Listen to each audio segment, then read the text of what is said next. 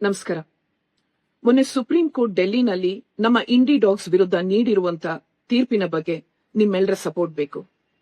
ಈ ಭೂಮಿ ಮನುಷ್ಯನಿಗೆ ಮಾತ್ರ ಸ್ವಂತ ಅಲ್ಲ.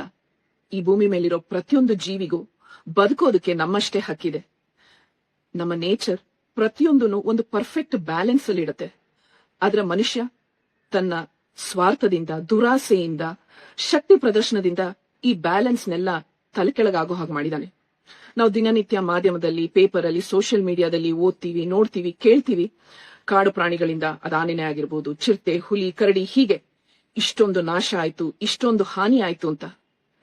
ಆದ್ರೆ ಅವುಗಳಿರೋ ಜಾಗನ ನಾವು ಆಕ್ರಮಿಸ್ಕೊಂಡಾಗ ಅವುಗಳು ಎಲ್ಲಿಗೆ ಹೋಗ್ಬೇಕು ಅಂತ ನಾವು ಒಂದು ಸೆಕೆಂಡು ಯೋಚನೆ ಮಾಡೋದಿಲ್ಲ. ಈಗ ನಮ್ಮ ಇಂಡಿ ಡಾಗ್ಸ್ ಗಳನ್ನೇ ಪೂರ್ತಿಯಾಗಿ ಎರಾಡಿಕೇಟ್ ಮಾಡಬೇಕು ಅಂತ ಹೊರಟಿದ್ದಾರೆ. ಹಾಗಂತ ನಾಯಿಗಳಿಂದ ಯಾರ್ಯಾರಿಗೆ ನೋವಾಗಿದೆ, ತೊಂದರೆ ಆಗಿದೆ, ಬೇರೆ ಬೇರೆ ರೀತಿ ದುರಂತಗಳಾಗಿದೆ, ಅವ್ರ ಬಗ್ಗೆ ನನಗೆ ಕನ್ಸರ್ನ್ ಇಲ್ಲ ಅಂತಲ್ಲ. ಖಂಡಿತವಾಗ್ಲೂ ಅವ್ರ ನೋವೇನು ಅಂತ ನನಗೆ ಗೊತ್ತು. ಆದ್ರೆ ಆ ಪ್ರಾಬ್ಲಮ್ಗಳನ್ನ ಟ್ಯಾಕಲ್ ಮಾಡ್ಬೇಕಾಗಿರೋದು ಈ ರೀತಿ ಅಲ್ಲ. ನಾವು ಬರೀ ಲಾಪ್ ಸೈಡೆಡ್ ಆಗಿ ನೋಡಕ್ಕಾಗಲ್ಲ. ಯಾಕೆಂದ್ರೆ ನಮ್ಮ ಸೈಡೇನೆ ತುಂಬಾ ತಪ್ಪುಗಳಿದೆ. ನಿಮ್ಗೊಂದು ಚಿಕ್ಕ ಎಕ್ಸಾಂಪಲ್ ಕೊಡ್ತೀನಿ. ನಿಮ್ಗೆಲ್ರಿಗೂ ನೆನಪಿರ್ಬೋದು, ಈಗ ಒಂದ್ 3-4 ವರ್ಷದ ಹಿಂದೆ ಹೀಗೆ ಯಾರೋ ಕೆಟ್ಟ ಬುದ್ಧಿ ಇದ್ದವರು ನನ್ನ ಗಂಗಮ್ಮನ್ನ ಬೇರೆ ಕಡೆಗೆ ರಿಲೋಕೇಟ್ ಮಾಡ್ಬಿಟ್ರು ಅವರ ಸ್ವಾರ್ಥಕ್ಕೋಸ್ಕರ. ಆದ್ರೆ ನಾನು ಈ ರೀತಿ ಸೋಷಿಯಲ್ ಮೀಡಿಯಾದಲ್ಲಿ ರಿಕ್ವೆಸ್ಟ್ ಮಾಡ್ಕೊಂಡಾಗ ನೀವೆಲ್ರೂ ನನಗ್ ಸ್ಪಂದಿಸಿ ನನ್ ಗಂಗಮ್ಮನ್ ಹುಡ್ಕೊಟ್ರಿ. And she's back with us now. ಒಂದು ಚಿಕ್ಕ ಎಕ್ಸಾಂಪಲ್, ನಮ್ ಗಂಗಮ್ಮ ನಮ್ಮ ಇಡೀ ಬೀದಿನ ಸಿಂಗಲ್ ಹ್ಯಾಂಡೆಡ್ ಆಗಿ ಅವಳು ಒಬ್ಳೆ ಕಾಯ್ತಾಳೆ. ಯಾವ ಸೆಕ್ಯೂರಿಟಿ ಬೇಡ, ಯಾವ ಬೇರೆ ತರ CCTV ಅಂತದೆಲ್ಲ ಏನು ಬೇಕಾಗೇ ಇಲ್ಲ. ಅಂಡ್ ಅಷ್ಟೇ ಅಲ್ಲ, ಎಷ್ಟೋ ಜನ ಹೆಣ್ಮಕ್ಳನ್ನ ಅವಳು ಲಿಟ್ರಲಿ ಎವ್ರಿ ಡೇ ಬೆಳಗ್ಗೆ ಮತ್ತೆ ರಾತ್ರಿ ಅವ್ರ ಮನೆಯಿಂದ ಬಸ್ ಸ್ಟಾಪ್ ವರ್ಗೂ ಅಥವಾ ಅವ್ರು ಎಲ್ಲಿ ಹೋಗ್ತಾರೋ ಅಲ್ಲಿಗೆ ಎಸ್ಕಾಟ್ ಮಾಡ್ತಾಳೆ.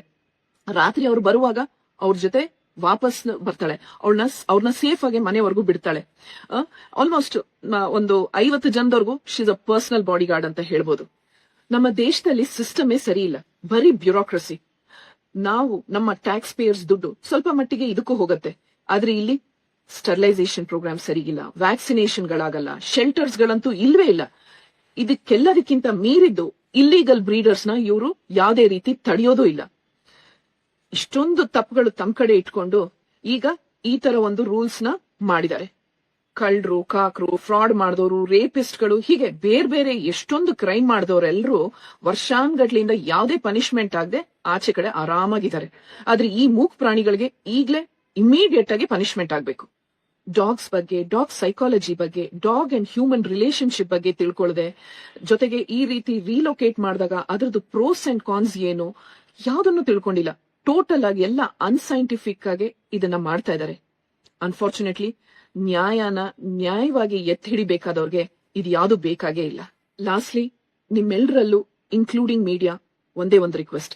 Please let us not spread hatred, negativity or fear. ಈ ವಿಷಯದಲ್ಲಿ ನ್ಯಾಯಕ್ಕೋಸ್ಕರ ನಾವೆಲ್ಲರೂ ಬಲವಾಗಿ, ಒಗ್ಗಟ್ಟಾಗಿ ಒಟ್ಟಿಗೆ ನಿಲ್ಲೋಣ. Thank you. ನಮಸ್ಕಾರ. ನಮಸ್ಕಾರ. ನಮ್ಮ ಸುಧಾರಾಣಿಯವರು ಅಚ್ಚುಮೆಚ್ಚಿನ ನಟಿ, ನನಗೂ ಕೂಡ ತುಂಬಾ ಮೆಚ್ಚಿನ ನಟಿ. ಅಲ್ಲಿಂದ ಇಷ್ಟಪಡ್ತೀನಿ ಚಿಕ್ಕ ವಯಸ್ಸಿಂದ. ಅವರ ಒಂದಷ್ಟು ನಾಯಿ ಬಗ್ಗೆ ಇರುವ ಕಳಕಳಿ ಬಗ್ಗೆ ನನಗೆ ಕೆಲವು ನನ್ನದೇ ಅಭಿಪ್ರಾಯಗಳಿದಾವೆ. ಅವರ ಒಂದು ನಾಯಿ ಮೇಲಿನ ಪ್ರೀತಿ, ಅದರ ಜೊತೆಗಿರುವಂತಹ ಸಂಬಂಧ ಮತ್ತು ಭಾವಗಳ ಬಗ್ಗೆ ನನಗೆ ಖಂಡಿತವಾಗ್ಲೂ ರೆಸ್ಪೆಕ್ಟ್ ಇದೆ. ಆದರೆ ಒಂದಷ್ಟು ಗೊಂದಲಗಳು ಅವ್ರ ಮನಸ್ಸಿನಲ್ಲಿರೋದನ್ನ ಮಾತ್ರ ನಾನು ನನ್ನದೇ ಆದ ರೀತಿಯಲ್ಲಿ ಹೇಳೋದಕ್ಕೆ ಇಷ್ಟಪಡ್ತೀನಿ. ಅವರು ಒಂದು ಮಾತು ಹೇಳಿದ್ರು, ಕಾಡಿನಲ್ಲಿ ಪ್ರಾಣಿಗಳಿರ್ತವೆ, ಅದನ್ನ ರಕ್ಷಣೆ ಮಾಡಬೇಕು ಅಂತ ನಾವು ನೋಡ್ತೀವಿ, ಆದರೆ ನಾಯಿಗಳನ್ನ ರಕ್ಷಣೆ ಮಾಡೋದು ಯಾರು ಅನ್ನೋದು. ಮೇಡಮ್ ಅವ್ರಿಗೆ ನಾನು 3 ವ್ಯತ್ಯಾಸಗಳು ಹೇಳ್ತೀನಿ ಪ್ರಾಣಿಗಳಲ್ಲಿ. ಮನುಷ್ಯನ ಜೊತೆ ಇರುವಂತ ಪ್ರಾಣಿಗಳು, ಒಂದು ಕಾಡಿನ ಪ್ರಾಣಿಗಳು, ವೈಲ್ಡ್ ಅನಿಮಲ್ಸ್, ಇನ್ನೊಂದು ಪೆಟ್ ಅನಿಮಲ್ಸ್, ಸಾಕು ಪ್ರಾಣಿಗಳು, ಇನ್ನೊಂದು ಕುಕ್ಕಟ ಪ್ರಾಣಿಗಳು, ನಾವೇನು ಅನಿಮಲ್ ಹಸ್ಬೆಂಡ್ರಿ ಅಥವಾ ತಿನ್ನಕ್ಕೆ ಅಂತ ಬಳಸುವಂತ, ಹಾಲ್ಗೆ ಅಂತ ಬಳಸುವಂತ ಪ್ರಾಣಿಗಳು. ಅದು ಮೇಕೆ ಇರ್ಬೋದು, ಕುರಿ ಇರ್ಬೋದು, ಕೋಳಿ ಇರ್ಬೋದು, ಹಂದಿ ಇರ್ಬೋದು, ಮೀನುಗಳಿರ್ಬೋದು, ಇವೆಲ್ಲ ತಿನ್ನಕ್ಕೆ ಅಂತ ಬೆಳೆಸುವಂತ ಫಾರ್ಮ್ ಆನಿಮಲ್ಸ್. ಹಾಗೆ ಹಸುನ ನಾವು ಹಾಲ್ಗೆ ಅಂತ ಬೆಳೆಸ್ತೀವಿ. ಆ ಪ್ರಾಣಿಗಳ ಅದು ನಮ್ಮ ಮನುಷ್ಯರಿಗೆ ಅಂತಾನೆ ಮಾಡಿರುವಂತ ಪ್ರಾಣಿಗಳು. ನಾವು ಫಾರ್ಮಿಂಗ್ ಅಲ್ಲಿ ಮಾಡುವಂಥದ್ದು, ಹೇಗೆ ನಾವು ಬೆಳೆಗಳನ್ನ ಬೆಳೆದು ತಿಂತೀವೋ ಅದೇ ರೀತಿ ಮೀಟ್ ನ ಬೆಳೆದು ತಿನ್ನುವಂಥದ್ದು. ಹಾಗೆ ಸಾಕು ಪ್ರಾಣಿಗಳು ಬೇರೆ. ಅಂದ್ರೆ ಸಾಕು ಪ್ರಾಣಿಗಳು ಪ್ರೀತಿ ಮತ್ತೆ ವಿಶ್ವಾಸ, ನಮ್ಮ ಸಂಬಂಧಗಳು ಹೆಚ್ಚು, ಅದ್ರ ಜೊತೆ ಒಡನಾಟ ಅದರ ಜೊತೆ ಒಡನಾಟ ಇರುತ್ತೆ. ಅವುಗಳನ್ನ ನಾವು ಯಾವುದೇ ಕಾರಣದಿಂದ ಸಾಯಿಸೋದಿಲ್ಲ, ಕೊಲ್ಲೋದಿಲ್ಲ, ಮಾರೋದಿಲ್ಲ. ಯಾಕಂದ್ರೆ ಅದ್ರ ಜೊತೆ ನಿಕಟವಾದ ಒಂದು ಭಾವನಾತ್ಮಕ ಸಂಬಂಧ ಬೆಳ್ಕೊಂಡಿರುತ್ತೆ. ನಮ್ಮ ಜೀವನದಲ್ಲಿ ಅದು ಒಂದು ಕೂಡ ಸೇರಿರುತ್ತೆ. ಸೊ ಅದಕ್ಕೋಸ್ಕರ ನಾವು ಯಾವತ್ತೂ ಅದನ್ನ ಸಾಯಿಸೋದಿಲ್ಲ. ಸೊ ಆ ಪ್ರಾಣಿಗಳ ಕ್ಯಾಟಗರಿನೇ ಬೇರೆ. ಅದು ಬೆಕ್ಕಿರ್ಬೋದು, ನಾಯಿ ಇರ್ಬೋದು, ಎಷ್ಟೊಂದು ಪಕ್ಷಿಗಳನ್ನ ತಂದು ಇಟ್ಕೊಂತಾರೆ, ಅದು ತಪ್ಪು, ಬಟ್ ಇಟ್ಕೊಂತಾರೆ. ಸೊ ಈ ರೀತಿ ಹಲವು ಪ್ರಾಣಿಗಳು ಕೂಡ ಪೆಟ್ ಅನಿಮಲ್ಸ್ ಆಗಿದ್ದಾವೆ, ಅದಕ್ಕೆ ಲೀಗಲ್ ಆಗೂ ಇದೆ. ಹಾಗೆ ನಾವು ಕಾಡು ಪ್ರಾಣಿಗಳಿಗೆ ನಾವು ಹಾರ್ಮ್ ಮಾಡಂಗಿಲ್ಲ, ಅದ್ರ ಹತ್ರ ಹೋಗಂಗಿಲ್ಲ. ಯಾಕಂದ್ರೆ ಅದು ಇರುವಂತ ಜಾಗ ತುಂಬಾ ಚಿಕ್ಕದಾಗಿರುತ್ತೆ, ಮತ್ತೆ ಆ ಎಕೋಸಿಸ್ಟಮೇ ಬೇರೆ.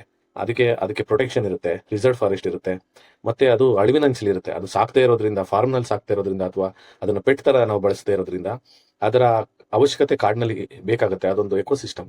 ಸೊ ಅದಕ್ಕೆ ನಾವು ಅದನ್ನ ಪ್ರೊಟೆಕ್ಟ್ ಮಾಡಲೇಬೇಕಾಗತ್ತೆ. ಹುಲಿ, ಸಿಂಹ ಇರ್ಬೋದು, ಅದೇ ರೀತಿ ನಿಮ್ಗೆಲ್ಲ ಗೊತ್ತು ಕಾಡಿನ ಪ್ರಾಣಿಗಳು, ನಾವು ಅದನ್ನ ರಕ್ಷಣೆ ಮಾಡುವಂಥದ್ದು ನಮ್ಮ ಕರ್ತವ್ಯ. ನಾವು ಬೀದಿ ನಾಯಿಗೂ ಮತ್ತೆ ಏನು ಕಾಡು ಪ್ರಾಣಿಗಳಿಗೂ ಒಂದೇ ಮಾಡಕ್ ಸಾಧ್ಯ ಇಲ್ಲ. ಹಾಗೆ ಇನ್ನೊಂದು ಉದಾಹರಣೆ ಕೊಟ್ರಿ ನೀವು. ನನಗೆ ತುಂಬಾ ಕಳಕಳಿ ಇದೆ, ಆ, ನಾಯಿಗಳಿಂದ ತೊಂದರೆ ಆಗಿರುವಂತ ಜನಗಳ ಮೇಲೆ ಕಳಕಳಿ ಇದೆ. ಕಳಕಳಿ ಇಲ್ಲ ಅಂತ ಏನಿಲ್ಲ ಅಂತ ಹೇಳಿದ್ರಿ. ಯಾವ ರೀತಿ ಕಳಕಳಿ ಇದೆ ಮೇಡಮ್ ನಿಮ್ಗೆ? ಅದನ್ನು ದಯವಿಟ್ಟು ಹೇಳ್ಬೇಕಾಗತ್ತೆ. ಅಂದ್ರೆ ನೀವು ಕಳಕಳಿ ಅಂದ್ರೆ ನೀವು ಗೌರ್ಮೆಂಟ್ ಹಾಸ್ಪಿಟ್ಲ್, ಬಡವರು ಹೋಗ್ತಾರಲ್ಲ, ಗೌರ್ಮೆಂಟ್ ಹಾಸ್ಪಿಟ್ಲ್ಗೆ ಹೋಗಿ ನೋಡಿ ಕಚ್ಚಿಸ್ಕೊಂಡವ್ರಿಗೆಲ್ಲ ಇಂಜೆಕ್ಷನ್ ಕೊಡುವಂತ ದುಡ್ಡು ಕೊಡ್ತೀರಾ?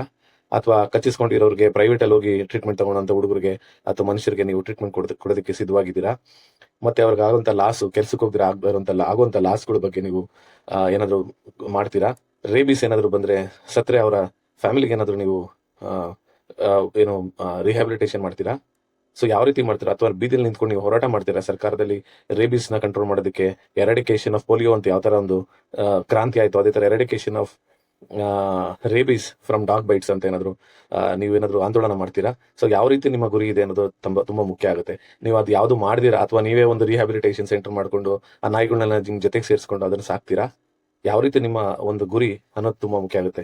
ಕನ್ಸರ್ನ್ ಎಲ್ಲರಿಗೂ ಇರುತ್ತೆ, ನಂಗೂ ಇದೆ. ಯಾರು ನೋಡಿದ್ರು, ಯಾವ ನಾಯಿ ನೋಡಿದ್ರು, ಯಾವ ಪ್ರಾಣಿ ನೋಡಿದ್ರು ನಮಗೆ ಬೇಜಾರಾಗುತ್ತೆ, ಅದು ಕೆಟ್ಟ ಸ್ಥಿತಿಲಿದ್ರೆ. ಆದ್ರೆ ನಾವೇನ್ ಮಾಡಕ್ ಸಾಧ್ಯ ಅನ್ನೋದು ಮುಖ್ಯ ಆಗುತ್ತೆ. ನೀವು ಅದನ್ನ ಮಾಡಿದ್ರೆ ತುಂಬಾ ಉತ್ತಮ. ಇದ್ರ ಜೊತೆಗೆ ನೀವು ಒಂದು ಆಂದೋಲನ ಮಾಡಿ ಸರ್ಕಾರಕ್ಕೆ ಒಂದು ಬದಲಾವಣೆ ತಂದ್ರೆ ತುಂಬಾ ನಿಮ್ಮ ಮಾತಿಗೆ ಬೆಲೆ ಇರುತ್ತೆ. ಬೇರೆ ನಂಗೆ ಕನ್ಸರ್ನ್ ಇದೆ ಅಂತ ಹೇಳಿದ್ರೆ ಅದರಿಂದ ಏನೂ ಸಾಧ್ಯ ಇಲ್ಲ. ನಿಮ್ಗೆ 2 ಉದಾಹರಣೆ ಕೊಡ್ತೀನಿ. ನಮ್ಮ ತುಂಬಾ ಒಳ್ಳೆ ಹುಡುಗ, ನಮ್ಮ ಇದ್ರಲ್ಲಿ ಕೆಲಸ ಮಾಡ್ತಾ ಇದ್ರು.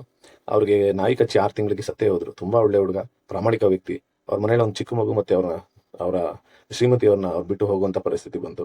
ಹಾಗೆ ರೀಸೆಂಟ್ ಆಗಿ ಒಬ್ಬ ಹುಡುಗ ರಾತ್ರಿ ಹೋಗ್ತಾ ಕೆಲಸದಿಂದ ಎಷ್ಟು ಮೈಯಿಂದ, ಮುಖದಿಂದ ಕಾಲ್ ತನಕ ಕಚ್ಚಿ 35,000 ರೂಪಾಯಿ, ಅವ್ನು ಲೇಬರ್ ಮಾಡೋ 35,000 ರೂಪಾಯಿ ಖರ್ಚು ಮಾಡಿ 1 ವಾರ 15 ದಿವಸ ಕೆಲ್ಸಕ್ಕೆ ಹೋಗ್ದಿರ ಅವನು ಒದ್ಲಾಡ್ಕೊಂಡಿದ್ದ. ಇಂಥದಕ್ಕೆ ಪರಿಹಾರ ಯಾಕೆ? ರಾತ್ರಿ ಹೊತ್ತು ಓಡಾಡೋಂಥವ್ರು, ರಾತ್ರಿ ಎಸ್ಪೆಷಲಿ ರಾತ್ರಿ ಓಡಾಡೋಂಥವ್ರು, ಕೆಲಸ ಮಾಡುವಂಥವ್ರು ಹೇಗೆ ಜೀವನ ಮಾಡಬೇಕು, ಅದ್ರ ಬಗ್ಗೆ ನಿಮ್ಮ ಕಳಕಳಿ ಏನಿದೆ, ಅದಕ್ಕೆ ಪರಿಹಾರ ಏನು ಅನ್ನೋದು ಹೇಳಬೇಕು. ಹಾಗೆ ನೀವೊಂದು ಮಾತು ಹೇಳ್ತೀರಾ, ವ್ಯಾಕ್ಸಿನೇಷನ್ ಸ್ಟೆರಿಲೈಸೇಷನ್ ಶೆಲ್ಟರ್ ಇಲ್ಲ ಅಂತ. ಖಂಡಿತವಾಗ್ಲು ಇದು ನಿಜವಾಗ್ಲೂ ಸರ್ಕಾರ ಮಾಡದೇ ಇರುವಂತದ್ದು. ನಮ್ಮ ಸರ್ಕಾರ ಮನುಷ್ಯರಿಗೆ ಅಷ್ಟೊಂದು ಮಾಡ್ತಿಲ್ಲ, ಇನ್ನು ನಾಯಿಗೆ ಅಷ್ಟೊಂದೆಲ್ಲ ಮಾಡೋದು ಕನಸೇ ಕೂಡ. ಸೊ ಅದು ಎಕ್ಸ್ಪೆಕ್ಟೇಷನ್ ನಮ್ಮ ಹತ್ರ ಇರಬೇಕು, ಸರ್ಕಾರಕ್ಕೆ ಒತ್ತಡ ತರಬೇಕು. ಬಟ್ ಎಷ್ಟು ಮಟ್ಟಕ್ಕೆ ಪ್ರಾಕ್ಟಿಕಲ್ ಆಗಿ ಸರ್ಕಾರಗಳು ಮಾಡ್ತವೆ ಅನ್ನೋದು ತುಂಬಾ ಮುಖ್ಯ ಆಗುತ್ತೆ. ಸೊ ಅದ್ರ ಪ್ರಕಾರ, ಸೊ ಇನ್ನೊಂದು ಹೇಳಿದ್ರಿ ನೀವು, ಮನುಷ್ಯರು ಎಷ್ಟೊಂದು ಜನ ಕೊಲೆ, ಸುಲಿಗೆ, ಕಳ್ತನ ಮಾಡಿ ಆರಾಮ ಓಡಾಡ್ಕೊಂಡಿದ್ದಾರೆ ಅಂತ.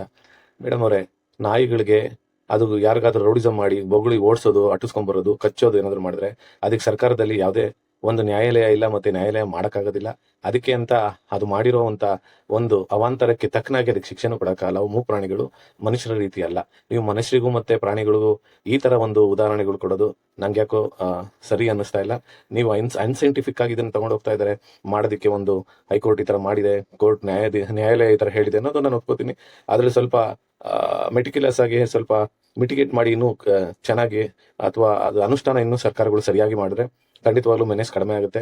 ಆಲ್ಫೆ ಸಡನ್ ತಗೊಂಡೋಗಿ ಅದನ್ನ ಎಲ್ಲೋ ಒಂದ್ ಕಡೆ ಸಾಕೋದು, ಅದು ಪ್ರಾಕ್ಟಿಕಲಿಟಿ ಇಲ್ಲ. ಪ್ರಾಬಬ್ಲಿ ರೌಡಿ ನಾಯಿಗಳನ್ನ ಗುರುತಿಸಿ ಅದಕ್ಕೆ ಏನಾದ್ರೂ ಅದರಿಂದ ರಕ್ಷಣೆ ಜನಗಳಿಗೆ ಕೊಟ್ಟು, ಏನು ಸಾಧುವಾಗಿರುವಂತದನ್ನ ಬಿಟ್ಟು ನಿಧಾನಕ್ಕೆ ಅದನ್ನೆಲ್ಲ ಸಂತತಿ ಕಡಿಮೆ ಮಾಡ್ತಾ ಸ್ಟ್ರೀಟ್ ಡಾಗ್ಸ್ಗಳನ್ನ ಕಡಿಮೆ ಮಾಡ್ಕೊಂಡು ಹೋಗೋದು, ಆ ರೀತಿ ಯಾವ್ದಾದ್ರು ಯೋಚನೆ ಮಾಡ್ಬೋದು. ವಿಶೇಷವಾಗಿ ನಾಯಿಗಳು ಏನ್ ಮಾಡ್ತವೆ, ಒಂದು ರೌಡಿ ನಾಯಿ ಇದ್ರೆ ಅದ್ರ ಸುತ್ತ ಇರುವಂತ ಒಳ್ಳೊಳ್ಳೆ ನಾಯಿಗಳು ಅದ್ರ ಜೊತೆ ಸಾಥ್ ಕೊಟ್ಟು ಅದ್ರ ಜೊತೆಗೆ ಹೋಗಿ ಅಟ್ಯಾಕ್ ಮಾಡೋದು ನೋಡಿದೀವಿ. ಚಿಕ್ಕ ಚಿಕ್ಕ ಮಕ್ಕಳುಗಳನ್ನ ಅಟ್ಯಾಕ್ ಮಾಡೋದು ನೋಡಿದೀವಿ. ನನ್ನ ಮಕ್ಕಳು ರಸ್ತೆನಲ್ಲಿ ಓಡಾಡಕ್ ಆಗ್ತಾ ನನ್ನ ಮಕ್ಕಳು ರಸ್ತೆನಲ್ಲಿ ನಡ್ಕೊಂಡು ಹೋಗೋಕ್ಕಾಗೋದಿಲ್ಲ, ಫುಟ್ಪಾತ್ಗಳಲ್ಲಿ ಹೋಗೋಕ್ಕಾಗಲ್ಲ, ಒಂದು ಅಂಗಡಿಗೆ ಹೋಗಿ ಸಾಮಾನ್ ತರಕ್ ಆಗೋದಿಲ್ಲ. ಚಿಕ್ಕ ಮಕ್ಕಳು ನೋಡಿದ ತಕ್ಷಣ ಅಟ್ಯಾಕ್ ಮಾಡ್ತವೆ. ಸುಮ್ನೆ ಅದು ಯಾವುದೇ ಕಾರಣದಿಂದ ಇಲ್ಲದೇನೆ ಅಟ್ಯಾಕ್ ಮಾಡೋದು ನಿಮ್ಗೆಲ್ಲ ಗೊತ್ತದು. ವಯಸ್ಸಾದವ್ರಿಗೆ ಅಟ್ಯಾಕ್ ಮಾಡುತ್ತೆ. ಸ್ವಲ್ಪ ಬೇರೆ ತರ ಬಟ್ಟೆ ಹಾಕೊಂಡ್ರೆ, ಪಂಚೆಗಳು ಇಂಥದೆಲ್ಲ ಹಾಕೊಂಡ್ರೆ ಅಟ್ಯಾಕ್ ಮಾಡ್ತವೆ. ಒಂದ್ಸರಿ ಚಡ್ಡಿ ಹಾಕೊಂಡ್ರೆ, ಶಾರ್ಟ್ಸ್ ಹಾಕೊಂಡಾಗಲೂ ಅಟ್ಯಾಕ್ ಮಾಡುತ್ತೆ. ನಮ್ಗೆ ಯಾವ ಗೊತ್ತಾಗಲ್ಲ, ಅದಕ್ಕೆ ಸ್ವಲ್ಪ ವ್ಯತ್ಯಾಸ ಅಂದ್ರೂ ಎಲ್ಲಾ ಸೇರಿ ಅಟ್ಯಾಕ್ ಮಾಡುತ್ತೆ. ಸೊ ನಮಗೆ ಮಾನವೀಯತೆ ತುಂಬಾ ಮುಖ್ಯ. ಅದೇ ರೀತಿ ಪ್ರಾಣಿನ ಯಾರು ಸಾಯಿಸ್ಬೇಕು ಅಂತ ಹೇಳ್ತಾ ಇಲ್ಲ, ಅದನ್ನ ತಗೊಂಡೋಗಿ ಎಲ್ಲೋ ಬಿಸಾಕ್ಬೇಕು ಅಂತಲ್ಲ, ಅದು ಸರಿಯಾಗಿರುವಂತ ದಾರಿನಲ್ಲಿ ಇದಕ್ಕೆ ಒಂದು ಪರಿಹಾರ ಕಂಡುಹಿಡ್ಕೋಬೇಕು. ತಾವು ಹೇಳಿದ ಒಂದಷ್ಟು ಮಾಹಿತಿಗಳು ನನಗೆ ಅಷ್ಟು ಸಮಂಜಸ ಅನ್ನಿಸ್ಲಿಲ್ಲ. ಆಮೇಲೆ ನೀವೊಂದು ಉದಾಹರಣೆ ಕೊಡ್ತೀರಾ, ನಿಮ್ಮ ಗಂಗಮ್ಮ ತಾಯಿ, ಅದು 50 ಜನ ರಕ್ಷಣೆ ಮಾಡುತ್ತೆ ಅಂತ ನಾಯಿಗಳಿದ್ರೆ ಖಂಡಿತವಾಗ್ಲೂ ಯಾರನ್ನೂ ರಸ್ತೆಯಿಂದ ಅಟ್ಟೋದಕ್ಕೆ ಇಷ್ಟಪಡೋದಿಲ್ಲ. ಸಮಸ್ಯೆ ಬಂದಿರೋದು ಯಾವ ನಾಯಿಗಳು ತೊಂದರೆ ಕೊಡುತ್ತೆ ಅನ್ನೋದು ನಮಗೆ ಇವಾಗ ಸಮಸ್ಯೆ ಬಂದಿರೋದು. ಸೊ ನಿಮ್ಮ ಅಭಿಪ್ರಾಯನ ಜನಗಳು, ಸರ್ಕಾರ ತಗೊಂಡು ಅದಕ್ಕೆ ನೀವು ಹೇಳ್ದಂಗೆ ವೈಜ್ಞಾನಿಕವಾಗಿ ಅದಕ್ಕೆ ಒಂದು ಪರಿಹಾರ ಕೊಡೋದನ್ನ ಯೋಚನೆ ಮಾಡಬೇಕಾಗುತ್ತೆ. ಅದಕ್ಕೆ ನನ್ನ ಸಮ್ಮತ ಕೂಡ ಇದೆ ನಿಮ್ಮ ಜೊತೆಗೆ. ಧನ್ಯವಾದಗಳು. ನಮಸ್ಕಾರ.